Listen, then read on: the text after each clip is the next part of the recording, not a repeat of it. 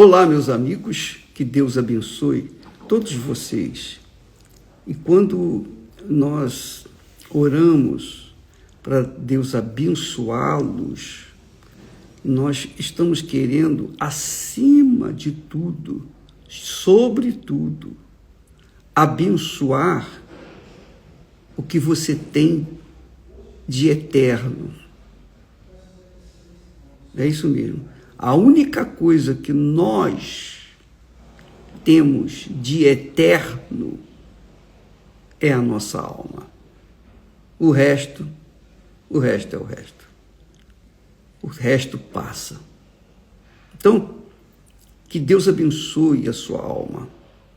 Que Deus ilumine o seu entendimento para que o seu entendimento venha conduzir a sua alma aos pastos verdejantes, às águas tranquilas de descanso. É por isso que Jesus enviou os seus discípulos. Ele disse: ide por todo o mundo, pregai o evangelho, que é a palavra de Deus. Pregai o evangelho, que é passar o espírito da sua santa palavra, porque só a palavra de Deus, uma vez recebida no entendimento, então o entendimento vai conduzir o coração, ou seja, a alma que é eterna, até os pastos verdejantes. Então, Deus nos deu, Ele nos emprestou o Espírito, que é a inteligência, que é a sabedoria, que é a capacidade, que são os talentos. Ele nos capacita, Ele nos empresta toda a sua sabedoria para que nós possamos construir um mundo melhor. Agora, quando a pessoa morre, essa sabedoria volta para Deus. Ela volta para Deus, de onde veio. Você pode ler isso depois em Eclesiastes, capítulo 12. Você vai ler que o espírito volta para Deus. Agora, o corpo, diz lá, se quebra, se desfaz. Mas, e a alma? A pergunta é, e a alma? A alma trata-se dos sentimentos. Tudo que você sente, todos os prazeres e desprazeres que nós sentimos no nosso corpo, na nossa vida cotidiana, é a alma que recebe isso. É a alma que sente. É a alma que sente dor, é a alma que sente tristeza, é a alma que chora, que faz-nos chorar. É a alma triste que fica abatida. É a alma que entra em depressão, não é o corpo. O corpo é apenas um instrumento de uso da alma. Por exemplo, agora mesmo, eu tenho aqui a minha garrafinha com água. Quer dizer, essa garrafinha com água traz a água. Eu vou beber para molhar a garganta. Olha só. Que prazer. Delícia. É uma delícia beber a água. Mas quem sente esse prazer, essa delícia de beber a água e sente a garganta agora umedecida, é a alma que sente isso. Tudo isso é a alma que sente. Então, a alma é a única coisa que é eterna dentro de nós. Tudo mais passa. Tudo passa, tudo cessa, tudo acaba. tudo se desfaz. Você sabe disso, todos sabemos disso. Mas a alma, muita gente não sabe. Muita gente não sabe o que é a alma. Deus nos deu a alma para que a gente pudesse sentir, para a gente pudesse ter sensibilidade para com toda a sua criação. Nós estamos aqui neste hotel, você, por exemplo, vê aí as montanhas, vê o mar, né? Enfim, você pode admirar isso, né? Coisa bonita. Então, essa sensibilidade que você tem, que nós temos para admirar a natureza, Deus nos deu através da alma. A alma é o sopro, é o fôlego de Deus em nós. Então, essa alma Ele nos deu para que nós pudéssemos apreciar toda a sua grandeza aqui na Terra. Agora, o que acontece? Quando o corpo morre, o que acontece? O espírito, quer dizer, a sabedoria, a inteligência, volta para Deus que emprestou. O corpo volta à terra, ao pó. Porque isso tudo que nós vemos é pó. Mas, e a alma? Para onde vai? A alma vai para onde a cabeça, o entendimento dirige. É o caso da palavra de Deus. Deus nos dá a palavra na consciência, na mente, para que a gente venha decidir o destino final da nossa alma. E é interessante porque poucas pessoas, infelizmente, têm observado isso em suas vidas. As pessoas ficam mais atentas às coisas desse mundo do que propriamente às coisas do mundo eterno. Elas estão mais preocupadas com o reino do mundo, que é passageiro. Essa terra vai pegar fogo, com certeza, cedo ou tarde, já está começando a pegar fogo. Mas a alma, para onde vai a alma? A alma que aprecia todas as coisas bonitas e que desdenha as coisas feias. Para onde vai a sua alma? Bem, deixa eu falar para vocês um exemplo muito bacana. Quer dizer, eu digo bacana. Não é isso. É um exemplo muito claro da alma, do sentido da alma, da dor da alma, da tristeza da alma. A Bíblia fala, ela tem 3 textos que fala que Jesus ficou triste. Entre os sentimentos de Jesus, Jesus teve uma vez que ele chorou. A alma dele chorou de tristeza por ver Jerusalém tão incrédula.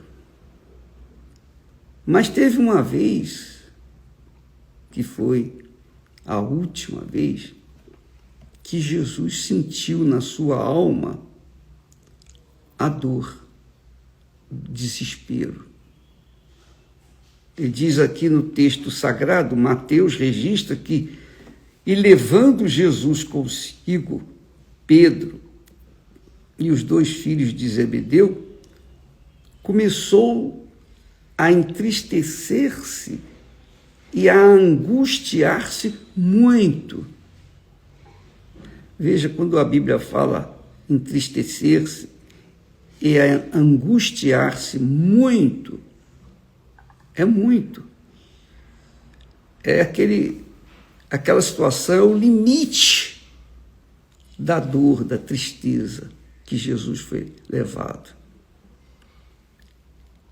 Então ele disse para os discípulos: a minha alma está cheia, completa de tristeza até a morte. Olha só, a alma de Jesus estava triste, estava cheia de tristeza. A alma dele estava completamente cheia, lotada de tristeza até a morte.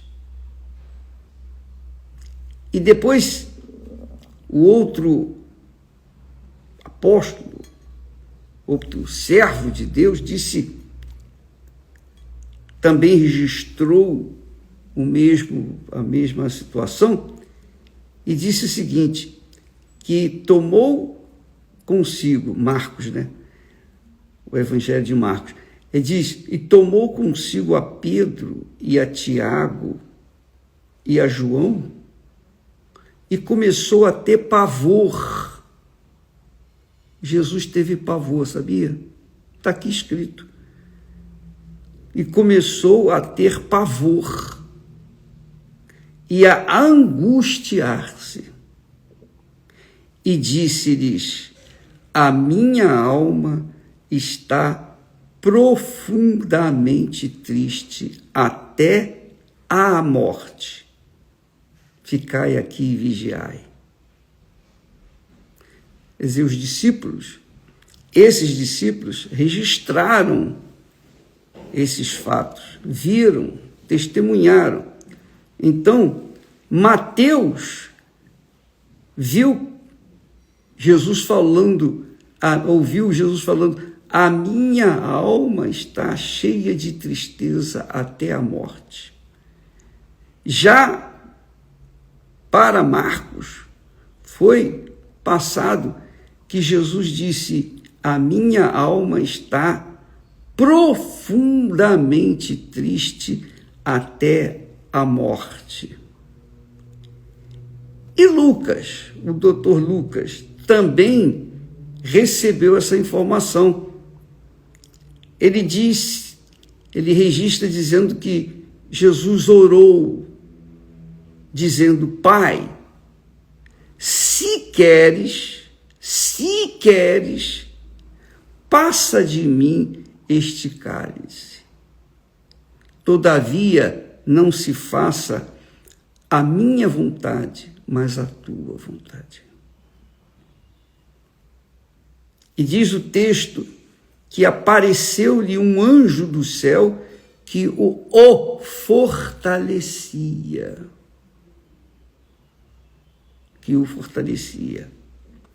E posto em agonia, orava mais intensamente, e o seu suor tornou-se como grandes gotas de sangue que corriam até o chão. Quer dizer, quando a alma sofre, quando a alma sente a dor nos seus limites, e chega no limite da dor, e foi o que aconteceu com Jesus, a alma dele sofreu até o limite, não tinha mais como sofrer, e sofreu tanto que o suor dele, tornou-se como grandes gotas de sangue que corriam até o chão. Quer dizer, cada evangelista escreveu ou mandou ou disse ou divulgou um texto. Mas todos eles se afunilam, se combinam, porque cada um viu de uma forma, mas todos viram que Jesus sofria na sua alma. E ele não fugiu do seu sofrimento. ele permaneceu firme até a morte. Mas ele não se matou para encurtar o tempo de sofrimento, não. Porque ele queria que fosse feita a vontade do seu Pai. E a vontade do Pai não é o prazer do Pai ver o seu filho gemendo em agonia, não.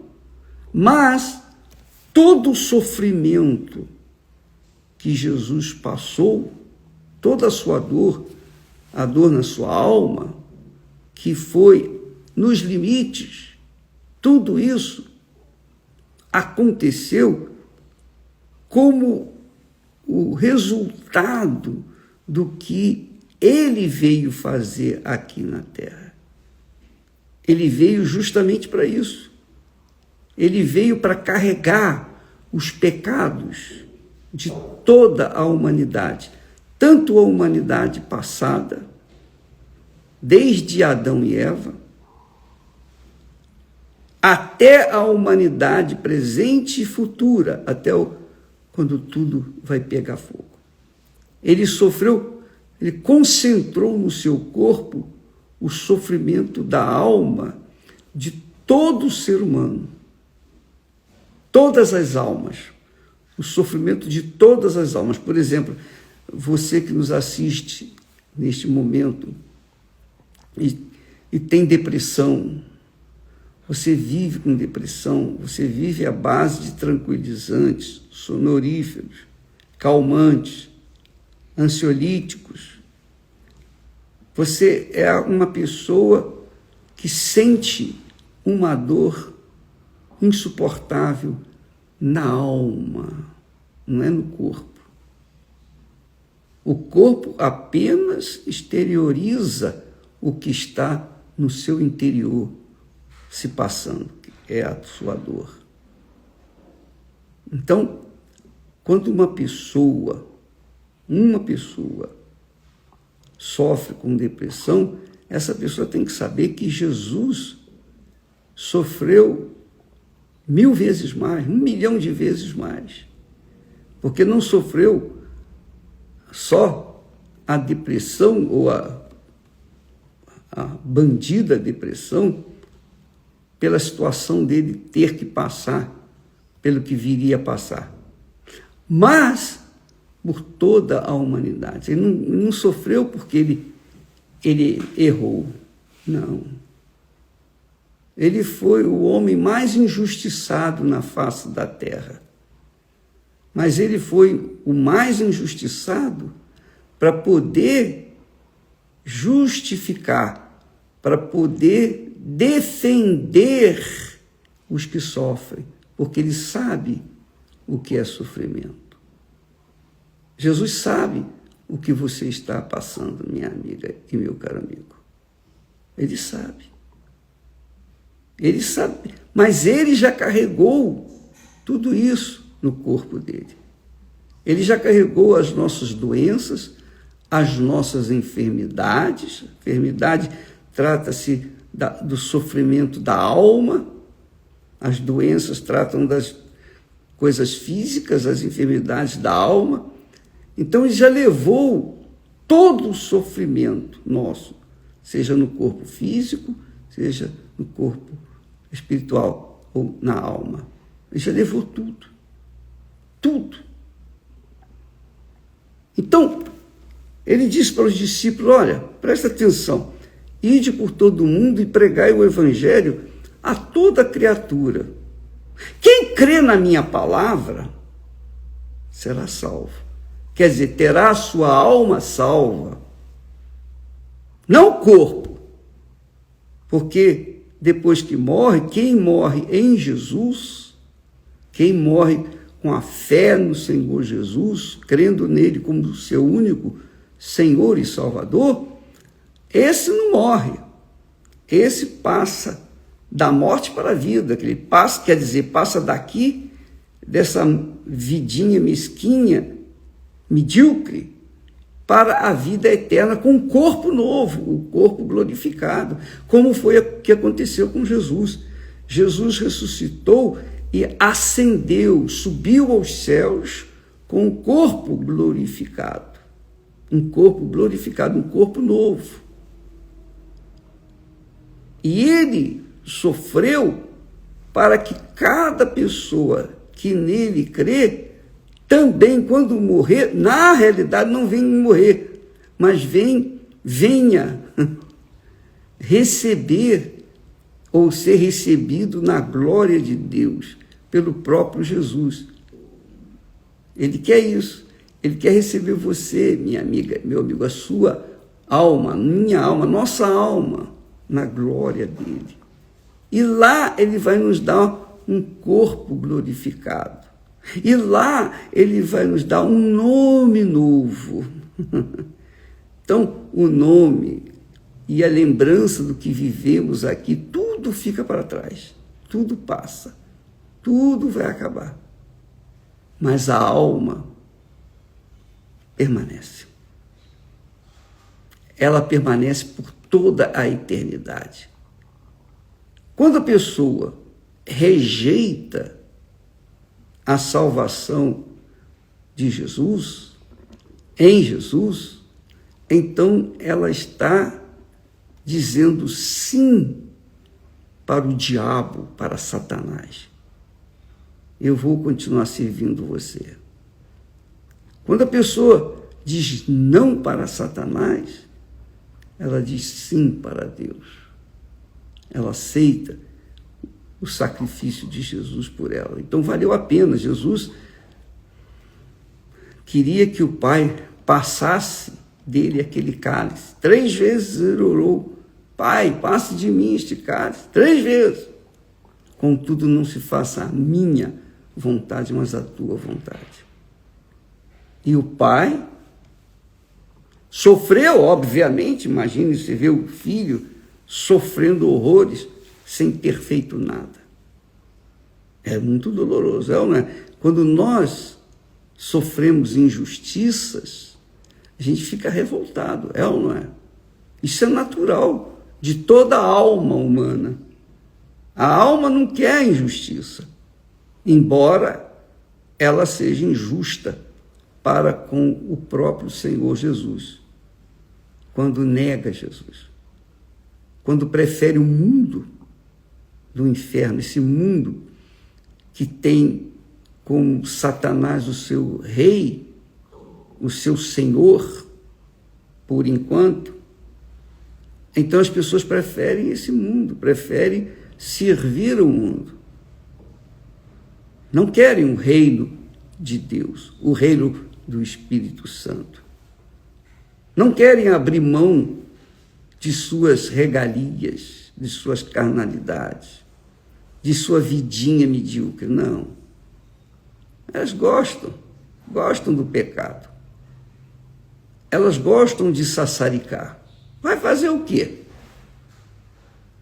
Deus fez tudo o que tinha que fazer. Ele não pode fazer mais nada. Ele não pode obrigar ninguém a aceitar o seu filho como seu Salvador, como o seu Senhor, como o seu Redentor, o que redime a nossa alma do inferno. Jesus pagou o preço pela minha alma, e por isso eu prego o Evangelho. Eu prego o Evangelho porque eu fui salvo. E eu quero que outras pessoas, inclusive você, e toda a sua família, os seus vizinhos, amigos, todos, sejam salvos também. Então, nós pregamos o Evangelho para isso, para que todos possam ser salvos. É claro, nem todos serão, porque nem todos querem. E isso é uma decisão aqui, ó. Se você é sábio, você há de convir que a palavra de Deus não morre, ela é eterna. Assim como a sua alma é eterna. Então, são coisas eternas que não pode mudar. Quando uma pessoa comete o suicídio, por exemplo, ela acaba com a dor do corpo, mas a dor da alma ela não acaba. Ela não acaba com a dor da alma. Como é que a pessoa se vira para diminuir a dor da alma, da depressão? O remédio faz ela ficar completamente desnorteada. Ela obrigatoriamente tem que dormir. Por que uma pessoa, por exemplo, faz tantas tatuagens no seu corpo? Elas preferem sentir a dor de ser picada no seu corpo, sentir a dor na carne, do que sentir a dor que carrega dentro da alma. Então, as pessoas depressivas preferem sentir a dor do corpo do que sentir a dor da alma. Jesus, aqui está escrito, que Jesus em agonia suava gotas, grandes gotas de sangue. Eu não posso imaginar, eu não tenho ideia. Eu já passei momentos difíceis na minha vida e eu lembro que eu dizia para mim mesmo e para Deus, eu preferia ser aquele cachorro vadio, faminto, coitado, que não tem onde deitar a cabeça.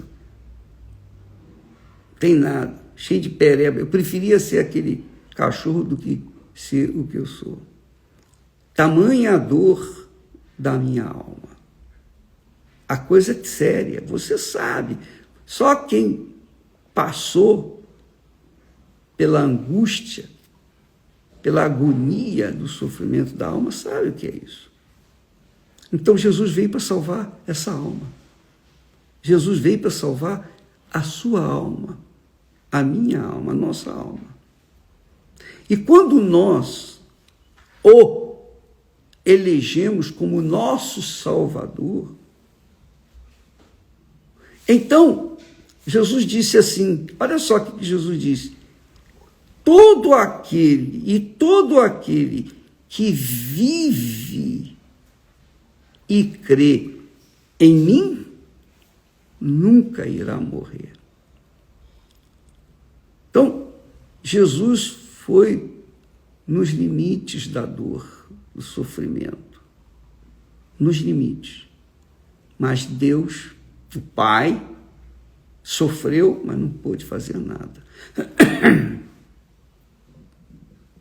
Porque ele tinha que passar por aquilo, para dar direito a você que me ouve a ser salva também. Então, Jesus aguentou firme porque ele estava no Pai. E diz o texto, Jesus orou 3 vezes e diz: passa de mim este cálice, contudo, não seja feita a minha vontade. Se for possível, passe de mim este cálice, mas faça a tua vontade. E a vontade do Pai foi feita.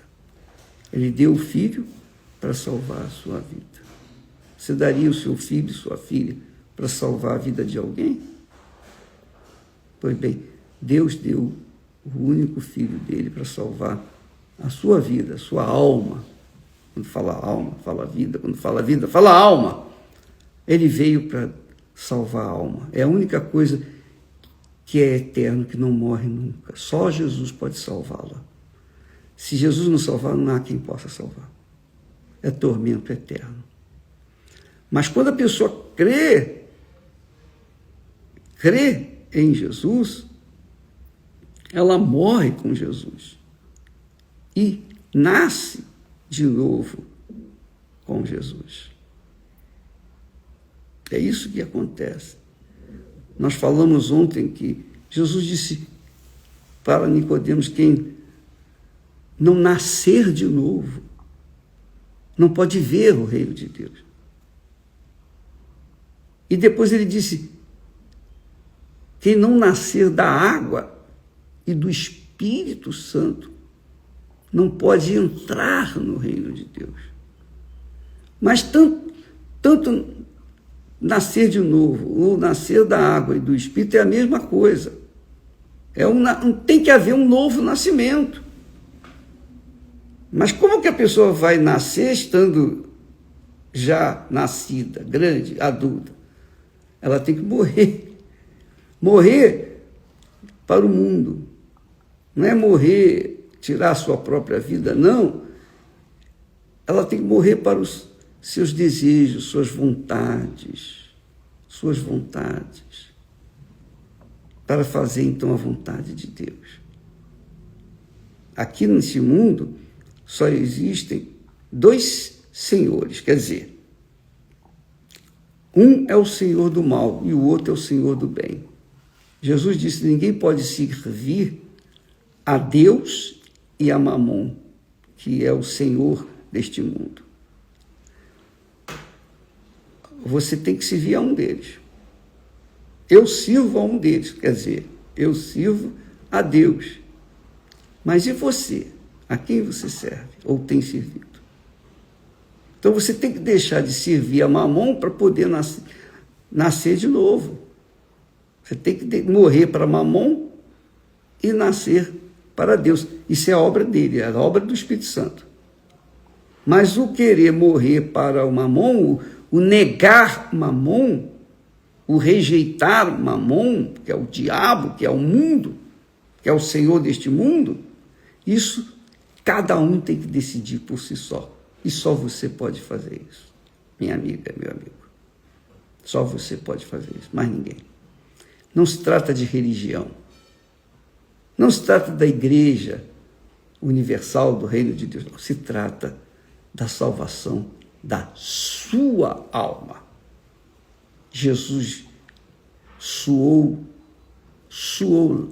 sangue, gotas de sangue, grandes gotas de sangue, para poder salvar a sua alma, para poder fazer você justo, para poder fazer de você uma pessoa limpa, pura, verdadeira diante de Deus, para poder te dar uma vida nova vida, é isso mesmo, é isso aí.